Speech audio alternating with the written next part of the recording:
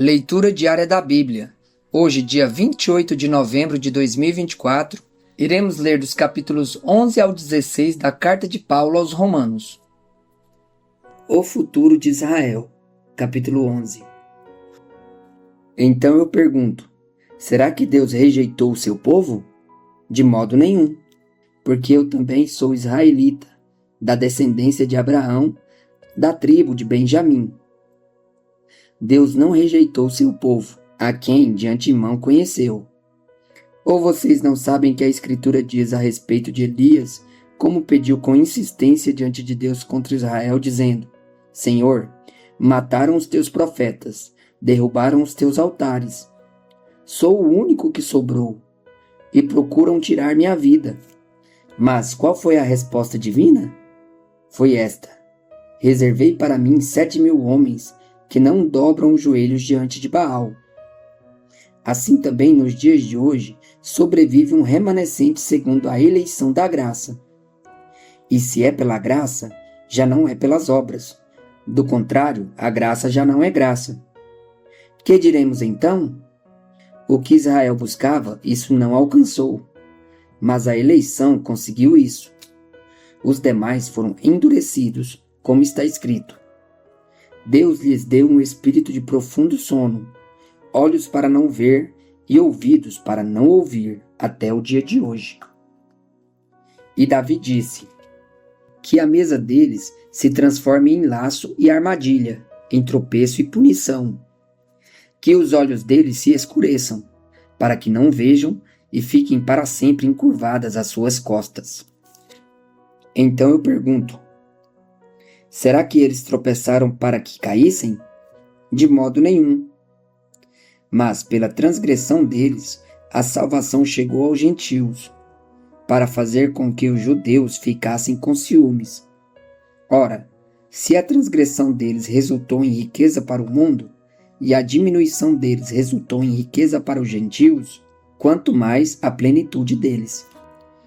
Dirijo-me a vocês que são gentios, visto que eu sou apóstolo dos gentios, glorifico meu ministério, para ver se de algum modo posso fazer com que os do meu povo fiquem com ciúmes e alguns deles se salvem.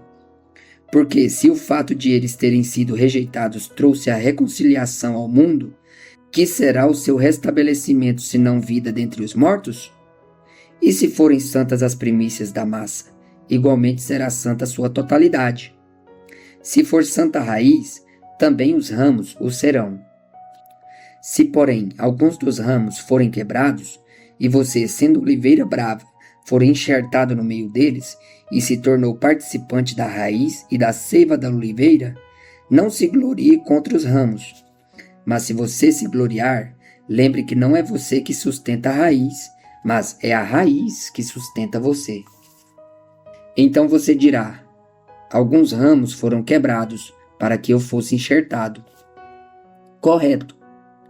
Eles foram quebrados por causa da incredulidade, mas você continua firme mediante a fé. Não fique orgulhoso, mas tema, porque se Deus não poupou os ramos naturais, também não poupará você. Considere, pois, a bondade e a severidade de Deus. Para com os que caíram, severidade, mas para com você, a bondade de Deus, desde que você permaneça nessa bondade. Do contrário, também você será cortado. Eles também, se não permanecerem na incredulidade, serão enxertados, pois Deus é poderoso para os enxertar de novo.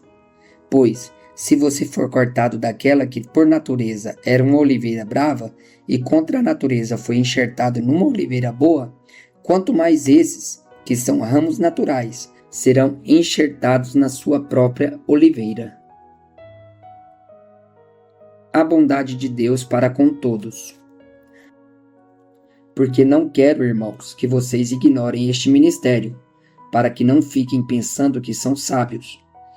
Veio um endurecimento em parte a Israel, até que tenha entrado a plenitude dos gentios. E assim, todo Israel será salvo, como está escrito. O libertador virá de Sião e afastará de Jacó as impiedades. Esta é a minha aliança com eles, quando eu tirar os seus pecados. Quanto ao Evangelho, eles são inimigos por causa de vocês, mas quanto à eleição, amados por causa dos patriarcas. Porque os dons e a vocação de Deus são irrevogáveis. Porque assim como no passado vocês foram desobedientes a Deus, mas agora alcançaram misericórdia à vista da desobediência deles, assim também estes agora foram desobedientes, para que também eles alcancem misericórdia, à vista da que foi concedida a vocês. Porque Deus encerrou todos na desobediência, a fim de mostrar a sua misericórdia a todos. Louvor a Deus. Ó profundidade da riqueza, tanto da sabedoria como do conhecimento de Deus! Quão inexplicáveis são os seus juízos, e quão insondáveis são os seus caminhos! Pois quem conheceu a mente do Senhor? Ou quem foi o seu conselheiro? Ou quem primeiro deu alguma coisa a Deus para que isso lhe seja restituído? Porque dele, e por meio dele, e para ele, são todas as coisas. A ele seja a glória para sempre. Amém. A nova vida. Capítulo 12. Portanto, irmãos, pelas misericórdias de Deus, peço que ofereçam o seu corpo como sacrifício vivo, santo e agradável a Deus. Este é o culto racional de vocês, e não vivam conforme os padrões deste mundo, mas deixem que Deus os transforme pela renovação da mente, para que possam experimentar qual é a boa, agradável e perfeita vontade de Deus. O devido uso de dons espirituais. Porque pela graça que me foi dada, digo a cada um de vocês que não pensem de si mesmo além do que convém. Pelo contrário, pense com moderação, segundo a medida da fé que Deus repartiu a cada um. Porque assim como num só corpo temos muitos membros, mas nem todos os membros têm a mesma função, assim também nós, embora sejamos muitos, somos um só corpo em Cristo e membros uns dos outros. Temos, porém, diferentes dons, segundo a graça que nos foi dada. Se é profeta, seja segundo a proporção da fé. Se é ministério, dediquemo-nos ao ministério. O que ensina, dedique-se ao ensino. O que exorta, faça-o com dedicação. O que contribui, com generosidade. O que preside, com zelo. Quem exerce misericórdia, com alegria. As virtudes recomendadas. O amor seja sem hipocrisia. Odeiem o mal e apeguem-se ao bem. Amem uns aos outros com amor fraternal. Quanto à honra, deem sempre preferência aos outros. Quanto ao zelo, não sejam preguiçosos. Sejam fervorosos de espírito servindo o Senhor. Alegrem-se na esperança. Sejam pacientes na tribulação e perseverem na oração. Ajudem a suprir as necessidades dos santos. Pratiquem a hospitalidade. Abençoe aqueles que perseguem vocês. Abençoem e não amaldiçoem. Alegrem-se com os que se alegram e chorem com os que choram. Tenham o mesmo modo de pensar de uns com os outros. Em vez de serem orgulhosos, sejam solidários com os humildes. Não sejam sábios aos seus próprios olhos. Não paguem a ninguém mal por mal. Procurem fazer o bem diante de todos. Se possível, no que depender de vocês, vivam em paz com todas as pessoas. Meus amados, não façam justiça com as próprias mãos, mas deem lugar à ira de Deus, pois está escrito: a mim pertence a vingança, eu é que retribuirei, diz o Senhor. Façam o contrário. Se o seu inimigo tiver fome, dê-lhe de comer. Se tiver sede, dê-lhe de beber. Porque fazendo isto, você amontoará brasas vivas sobre a cabeça dele. Não se deixe vencer pelo mal, mas vença o mal com o bem. A obediência às autoridades. Capítulo 13. Que todos estejam sujeitos às autoridades superiores, porque não há autoridade que não proceda de Deus, e as autoridades que existem foram por ele instituídas. Assim, aquele que se opõe à autoridade resiste à ordenação de Deus. E os que resistem trarão sobre si mesmos condenação, porque os magistrados não são para temor, quando se faz o bem, e sim quando se faz o mal. Você quer viver sem medo da autoridade? Faça o bem e você terá louvor dela, pois a autoridade é ministro de Deus para o seu bem. Mas se você fizer o mal, então tenha medo, porque não é sem motivo que a autoridade traz a espada, pois é ministro de Deus, vingador para castigar quem pratica o mal. Portanto, é necessário que vocês se sujeitem à autoridade, não somente por causa do temor da punição, mas também por dever de consciência. É por isso também que vocês pagam impostos, porque as autoridades são ministros de Deus, atendendo constantemente a este serviço. Paguem a todos os que lhes é devido, a quem tributo, tributo, a quem imposto, imposto, a quem respeito, respeito, a quem honra, honra. O amor ao próximo e o cumprimento da lei. Tá dando para entender? Não fiquem devendo nada a ninguém, exceto o amor de uns para com os outros, pois quem ama o próximo cumpre a lei. Pois estes mandamentos: não cometa adultério, não mate, não furte, não cobice, e qualquer outro mandamento que houver, todos se resumem nesta palavra: ame o seu próximo como você ama a si mesmo. O amor não pratica o mal contra o próximo. Portanto, o cumprimento da lei é o amor. O dia está próximo. E digo isto a vocês que conhecem o tempo.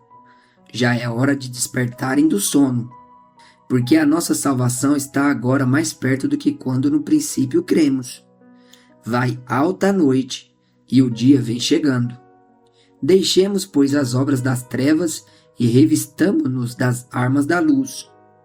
Vivamos dignamente, como em pleno dia, não em orgias e bebedeiras, não em imoralidades e libertinagem, não em discórdias e em ciúmes, mas revistam-se do Senhor Jesus Cristo e não façam nada que venha a satisfazer os desejos da carne. Tolerância com os fracos na fé. Capítulo 14. Acolham quem é fraco na fé, não porém para discutir opiniões. Um crê que pode comer de tudo, mas quem é fraco na fé, come legumes. Quem come de tudo não deve desprezar o que não come, e o que não come não deve julgar o que come de tudo, porque Deus o acolheu. Quem é você para julgar o servo alheio? Para o seu próprio dono é que ele está em pé ou cai, mas ficará em pé, porque o Senhor é poderoso para o manter em pé.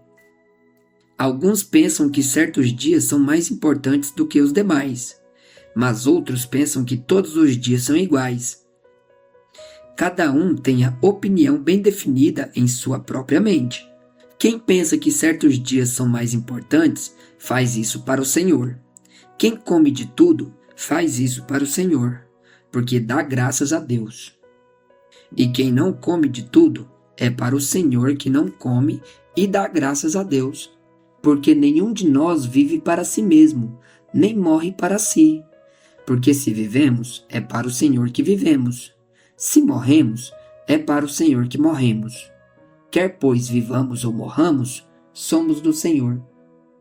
Foi precisamente para esse fim que Cristo morreu e tornou a viver, para ser Senhor tanto dos mortos como de vivos. Você, porém, por que julga o seu irmão? E você, por que despreza o seu irmão? Pois todos temos de comparecer diante do tribunal de Deus, como está escrito: por minha vida, diz o Senhor, diante de mim se dobrará todo joelho e toda língua dará louvores a Deus. Assim, pois, cada um de nós prestará contas de si mesmo diante de Deus. a liberdade e o amor. Portanto, deixemos de julgar uns aos outros. Pelo contrário, tomem a decisão de não pôr tropeço ou escândalo diante do irmão. Eu sei e estou persuadido no Senhor Jesus de que nada é impuro em si mesmo, a não ser para aquele que pensa que alguma coisa é impura. Para esse é impura. Se o seu irmão fica triste por causa do que você come, você já não anda segundo o amor. Não faça perecer por causa daquilo que você come aquele por quem Cristo morreu. Não seja, pois, difamado aquilo que vocês consideram bom, porque o reino de Deus não é comida nem bebida, mas justiça, paz e alegria no Espírito Santo. Aquele que deste modo serve a Cristo é agradável a Deus e aprovado pelas pessoas. Assim, pois, sigamos as coisas que contribuem para a paz e também as que estão para edificação mútua. Não destrua a obra de Deus por causa da comida. Todas as coisas da verdade são puras, mas não é bom quando alguém come algo que causa escândalo. É bom não comer carne, nem beber vinho, nem fazer qualquer outra coisa que leve o irmão a tropeçar. A fé que você tem, guarde-a para você mesmo diante de Deus. Bem-aventurado é aquele que não se condena naquilo que aprova, mas aquele que tem dúvidas é condenado se comer, pois o que ele faz não provém de fé, e tudo que não provém de fé é pecado. Agradar ao próximo e não a si mesmo. Capítulo 15. Ora, nós que somos fortes na fé, temos de suportar as debilidades dos fracos e não agradar a nós mesmos. Portanto, cada um de nós agrade ao próximo no que é bom para edificação, porque também Cristo não agradou a si mesmo. Pelo contrário, como está escrito, os insultos dos que te insultavam caíram sobre mim. Pois tudo o que no passado foi escrito, para o nosso ensino foi escrito, a fim de que pela paciência e pela consolação das Escrituras tenhamos esperança. Falando de paciência aqui. Ora, o Deus da paciência e da consolação lhes conceda o mesmo modo de pensar de uns para com os outros, segundo Cristo Jesus, para que vocês, unânimes e a uma só voz, glorifiquem a Deus e Pai de nosso Senhor Jesus Cristo.